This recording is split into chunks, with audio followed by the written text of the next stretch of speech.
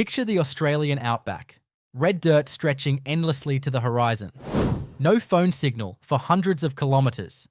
The nearest hospital 500 kilometres away on unsealed roads that can disappear entirely during storms. Now imagine choosing to live there permanently, not for adventure or social media attention, but because this remote patch of desert is genuinely home. Welcome to the reality of Australia's most isolated towns, where 15 communities defy every modern convenience we take for granted in cities. These aren't ghost towns abandoned to history. Real families wake up here every morning. Children attend school via satellite internet connections that drop out constantly. Groceries arrive once a month if the roads are passable after cyclones and flooding. Medical emergencies mean waiting hours for the Royal Flying Doctor Service to arrive, desperately hoping weather permits landing on dirt airstrips. This is life at the absolute edge of civilization, where survival isn't dramatic television, it's simply Tuesday.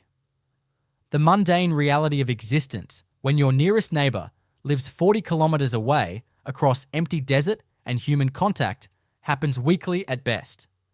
Today, we're examining 15 Australian towns so isolated that the rest of the country barely remembers they exist. Places where the population has stayed stable for decades, not through growth, but through sheer refusal to admit defeat. Some have populations you can count on one hand. Others cling to existence in landscapes that actively want them gone, where summer temperatures exceed 50 degrees Celsius, and roads disappear under floodwaters, for months turning entire regions into islands. We're not romanticizing the outback or selling frontier mythology. We're showing you the unfiltered reality of communities that survive against geography that actively kills unprepared travelers. Economics that don't make sense on any spreadsheet. And sometimes common sense itself when logic says these towns should have died decades ago. If you value honest documentaries about real Australia beyond the tourist brochures and romantic notions, subscribe now. Let's begin this journey to the absolute edge of inhabitable Australia. Number 1. Innamincka, South Australia. Population 12, permanent residents. The nearest town is Lyndhurst, 390 kilometres of unsealed corrugated road to the south through the Strzelecki Desert. Innamincka sits in one of Australia's most genuinely inhospitable regions, where summer temperatures regularly hit 48 degrees Celsius in the shade. The town exists primarily because of the Innamincka Regional Reserve protecting significant wetlands and a handful of remote cattle stations operating on impossibly marginal land surrounding it.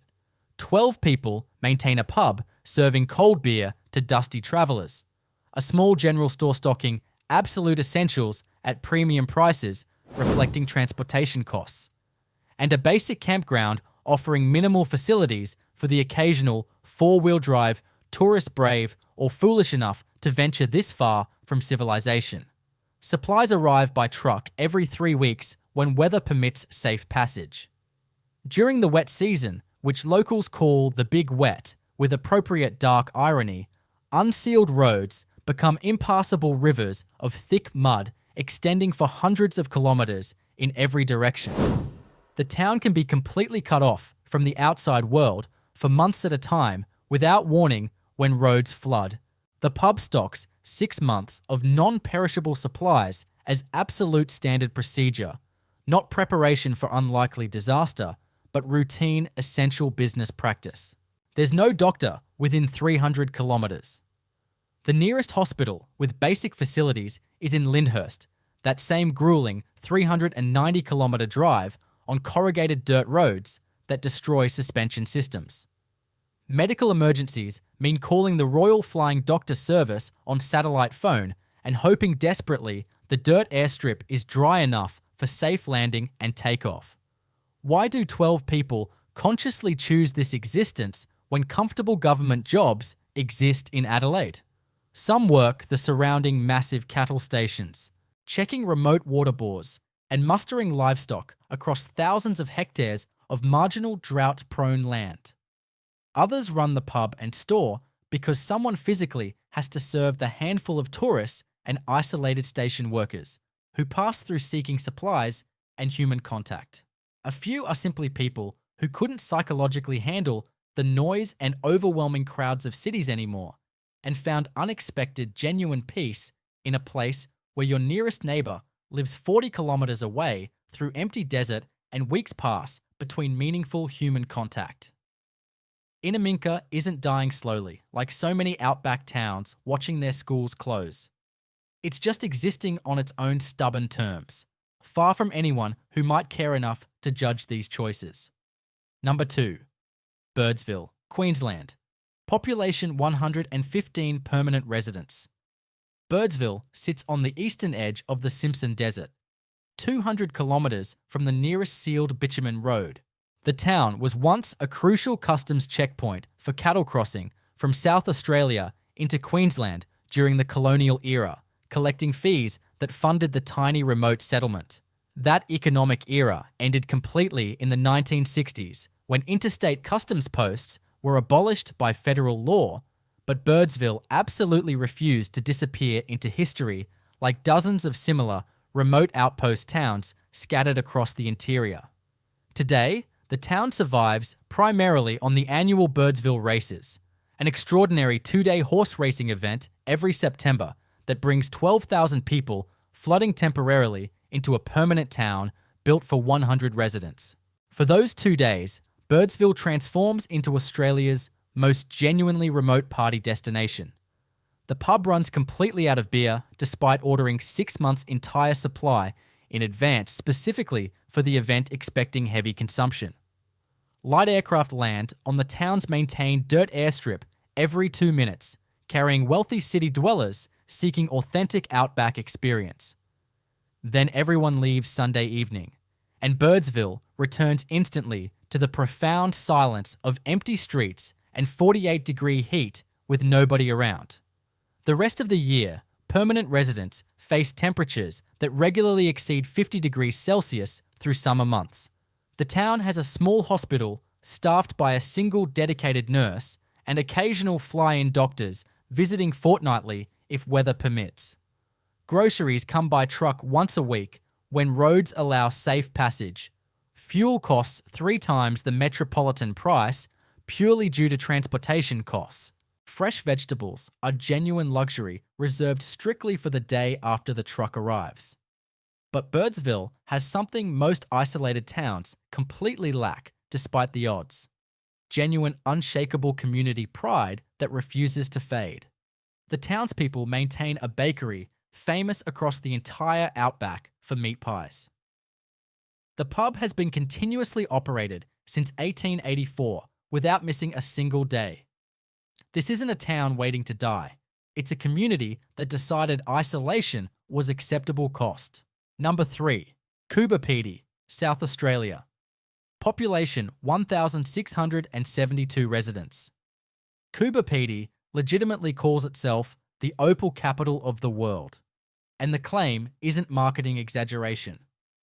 70% of the world's precious opal supply comes from extensive mines surrounding this town dug deep into hillsides. But half the population lives permanently underground in homes carved from solid rock.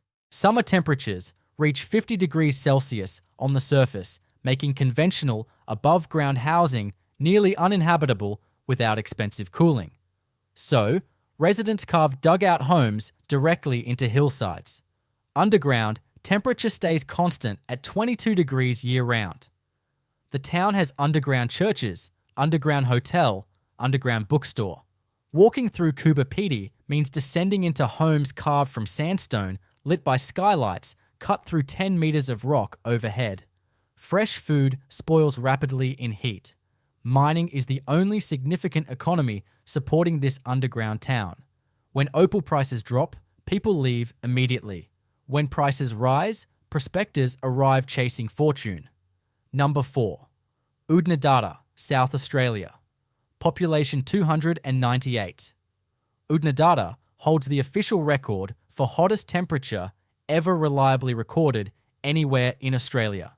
50.7 degrees Celsius in January 1960, measured by Bureau of Meteorology. The town exists where it does solely because the old Garn Railway once passed through carrying passengers and supplies. The railway relocated in 1980, bypassing Oodnadatta entirely. Most similar railway towns collapsed entirely within years of losing their economic purpose. Oodnadatta survived through sheer stubbornness. The town now serves as supply hub for surrounding cattle stations and Aboriginal communities. The Oodnadatta track brings occasional tourists. One pub, one store, one roadhouse. Water comes from Great Artesian Basin, warm and sulphur-scented. Vegetables arrive wilted. The hospital is small clinic with one nurse. Doctors fly in twice monthly. Oodnadatta's population is predominantly Aboriginal, descended from Arabana people who lived here for thousands of years. They remain because this land is fundamentally theirs, regardless of how inhospitable it seems. Number 5. William Creek, South Australia. Population exactly 4 permanent residents. William Creek holds the title of Australia's smallest official town, and the gap isn't close. The town consists entirely of a pub serving travellers, small campground offering basic facilities, and fuel station with single pump. The 4 residents run these connected businesses for a handful of tourists venturing down remote Oodnadatta track. The pub's interior walls are covered in business cards and license plates left by visitors over decades. William Creek sits 569 kilometres north of Port Augusta on the coast, with nothing but empty desert between. Supplies arrive every 2 weeks by truck. The pub keeps 6 months of canned goods and beer as standard practice. Fresh food is essentially non-existent. Medical care means calling for emergency evacuation. Why do 4 people live here? The pub makes enough money during brief tourist season. Some people genuinely prefer isolation to crowds. Someone physically has to pump fuel for travellers crossing the Outback. Number 6. Normanton, Queensland. Population 1,202. Normanton sits on Norman River, 80 kilometres inland from Gulf of Carpentaria. During the wet season from November to April, the Norman River floods with extraordinary violence that transforms the entire region. Roads disappear completely under metres of brown water. The town becomes an island accessible only by small aircraft. Saltwater crocodiles patrol the floodwaters. Founded during 1860s gold rush, today Normanton relies heavily on tourism.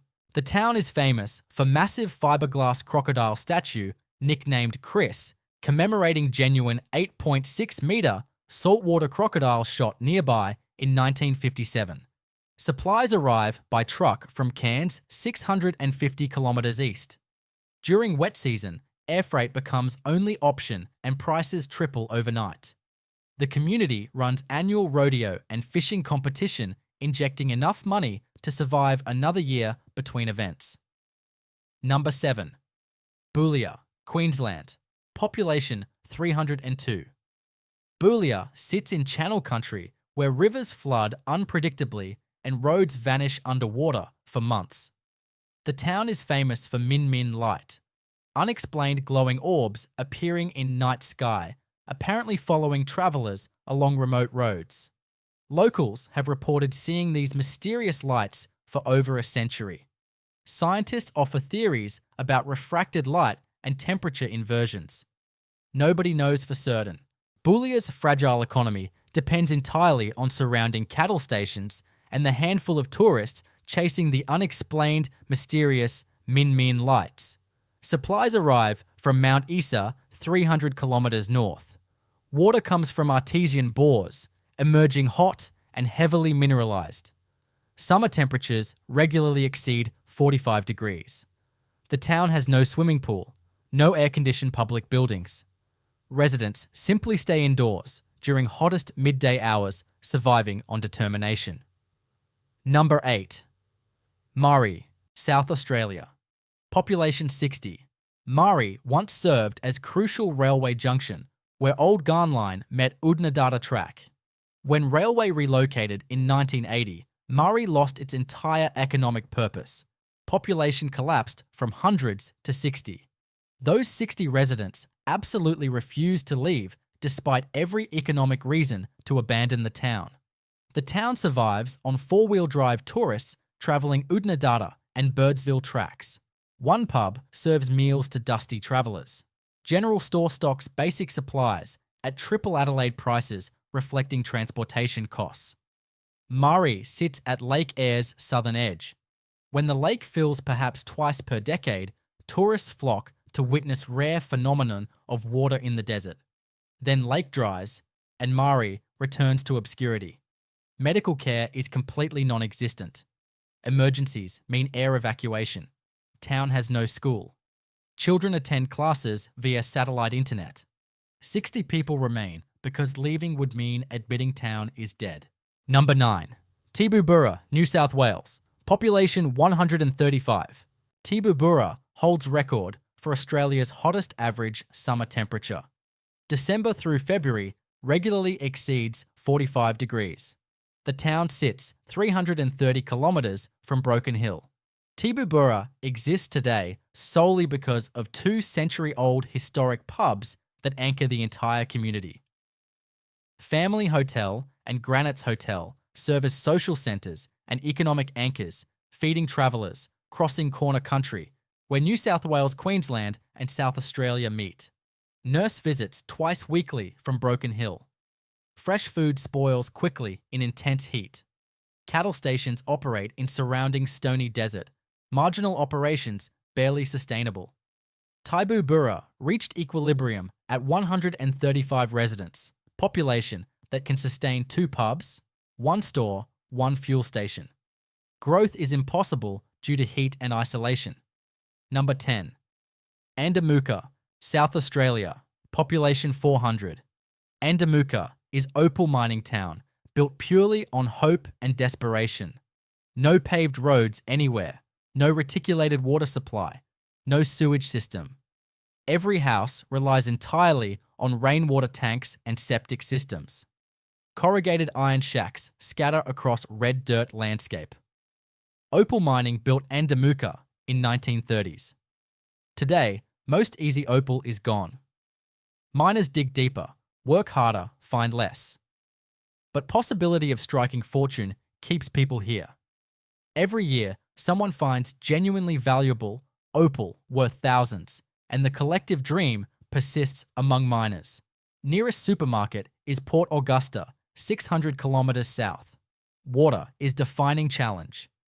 Andamooka receives less than 200 millimetres of rain annually. Residents rely on tanks that often run completely dry. Trucked water costs absolute fortune. Why endure this? Because cities feel psychologically suffocating. Because mining community shares genuine camaraderie built on mutual struggle and shared hardship. Number 11. Jundah, Queensland. Population 106. Jundah exists in channel country where Thompson and Barcoo rivers occasionally flood, turning desert temporarily into wetlands. Between floods, town bakes under relentless sun. Summer temperatures exceed 45 degrees regularly.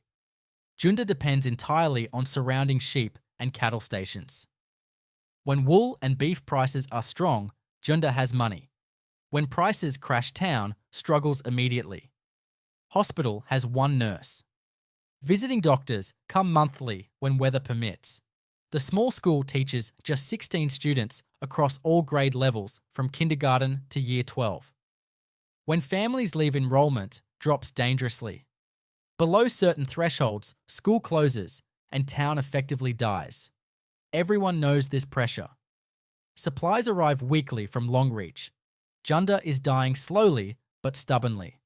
Population dropped from over 200 in 1960s to 106 today.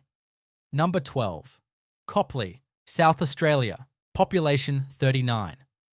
Copley sits where Flinders Ranges meet desert. Old Garn Railway once stopped here. When railway relocated, 39 residents stayed. Today town survives on Copley Caravan Park and General Store.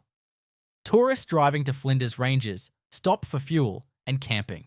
Without this single business, Copley would be completely abandoned.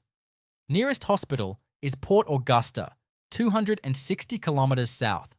Town has no school. Children learn via distance education programs. Water comes from bores, warm and heavily mineral-laden. Summer temperatures exceed 42 degrees. 39 determined people looked at this dying town and decided it was genuinely worth saving from abandonment. Not because it was profitable, because abandonment felt like personal surrender. Number 13. Merty, South Australia. Population 7. Merty isn't officially recognised as town. It's station property, functioning as community. The isolated station sits in the heart of Simpson Desert, completely surrounded by red sand dunes, extending endlessly in all directions. Nearest town is Innamincka, 270 kilometres southeast. 7 residents run cattle on marginal desert land. During droughts lasting years, station operates at substantial loss. They survive on savings and government assistance. Supplies arrive every 6 weeks by 4-wheel drive convoy. Roads are sand tracks that disappear completely in windstorms. Medical care is completely non-existent. Emergencies mean satellite phone calls and air evacuation if weather permits. Property has no school. Children learn via satellite internet. Water comes from artesian bores. Station uses solar power exclusively. No grid connection. Why live this way? Because walking away feels like betrayal of family heritage and generations of stubborn determination. Number 14. Nullarbor Roadhouse. South Australia. Population 8. Roadhouse sits at Air Highway's halfway point crossing Nullarbor Plain from South Australia to Western Australia. It services travellers crossing 1,200 kilometres of absolute emptiness. 8 people staff the remote roadhouse year-round, maintaining this crucial lifeline. They pump fuel, cook meals, rent basic motel rooms to exhausted travellers. Work is highly repetitive. Same routine daily. Landscape never changes. Flat scrubland extends to horizon in every direction. Supplies arrive by truck from Jundah, 470 kilometres east. Water comes from underground bores. Medical emergencies mean air evacuation to Adelaide. 8 residents endure this because isolation pays premium wages. Most stay year or 2, save money, then leave permanently. Number 15. Wallerberdina Station, South Australia. Population 6. Wallerberdina is cattle property in Gawler Ranges, 200 kilometres north of Port Augusta. 6 residents run cattle on rocky hills and sparse grassland, barely sustaining livestock. The remote station barely turns any profit most years, even in good seasons. During droughts, operates at loss. Family stays because selling means admitting complete defeat. No sealed roads. Nearest town is Woomera, 100 kilometres east. Supplies arrive monthly. Medical care means 3 hours driving on rough dirt roads. Station's children attend school via satellite internet. Once yearly teacher visits for intensive assessment. Water comes from dams and rainwater tanks. During droughts, water gets trucked in at enormous cost. Electricity comes from solar panels and diesel generator. Why endure marginal existence? Because land is theirs, and leaving feels like failure. These 15 remote communities exist stubbornly in defiance of geography, economics, and common sense that says they shouldn't. That they survive against all odds is genuine testament to extraordinary human stubbornness and absolute willingness to endure hardship for home. These aren't romantic Outback stories. They're fascinating studies in human adaptation and the very real price people willingly pay for choosing somewhere very specific over anywhere easier. Australia's most isolated towns survive on their own stubborn terms, far from anyone who might care. Perhaps that's exactly how the residents prefer it.